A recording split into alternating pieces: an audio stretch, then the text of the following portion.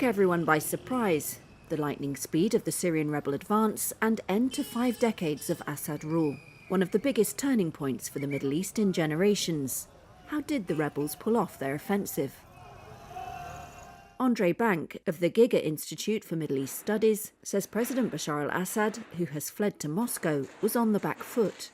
I didn't expect that it would only take 10 days from, them leaving Idlib and then arriving in Damascus, but that there was a strong regime weakness and that there was a strong weakness of Assad supporters. We could clearly see this. Analysts say the weakness of Assad's regime was the deciding factor.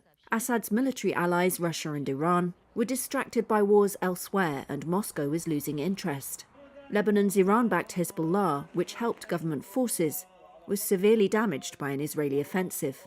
Sources familiar with Hezbollah deployments said it withdrew many of its elite fighters from Syria over the past year, giving rebels a valuable opportunity. "We just wanted a fair fight," a Syrian opposition source said. Meanwhile, Assad's army was on its knees.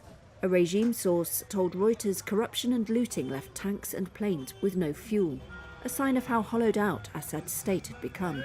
Army morale had severely eroded, the source said.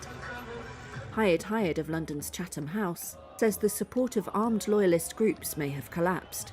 Different reports that indicate that there has been some sort of contact between at least the main coalition of armed groups led by Hayat Tahrir al-Sham that started the offensive and led to the collapse of the regime, and the current government of regime inside Damascus.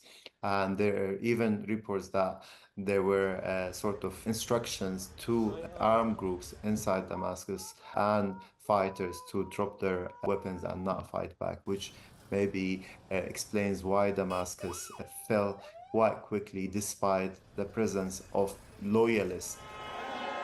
Turkey, which struck a deal with Russia in 2020 to de-escalate fighting in northwestern Syria, has long backed Syria's opposition. But it was against a major rebel offensive, fearing it would send more refugees its way.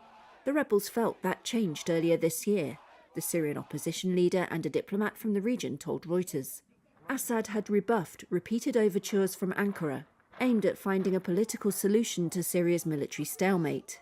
Turkey's stance towards Assad was hardening, so the rebels communicated their plans for an offensive, the sources said.